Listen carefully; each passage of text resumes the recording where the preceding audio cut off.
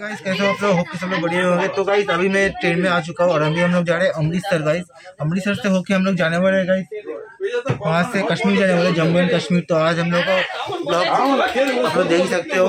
तो अभी हम लोग ट्रेन के कमरे में आ चुके हैं, देख सकते हो आप लोग आसपास एरिया।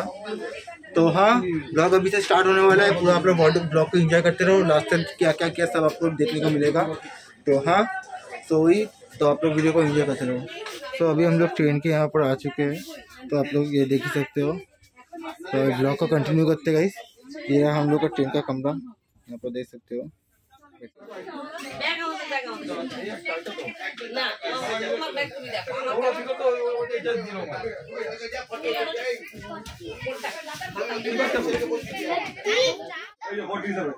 বস না ওদিকে 47 কি আমাদের? হ্যাঁ হ্যাঁ হ্যাঁ, তাহলে বসো, মানে বসো। না আগে বসো, বুঝতে পারছো? আগে বসো সব। আরে বাপ,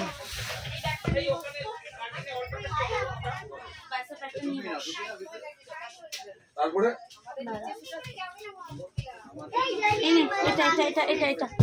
এটা আমি একটা কাজ শোনো না, আজ শোনো না, বসো। তুমি চলে যাবে, 3-4টা বসে পড়বে। হ্যাঁ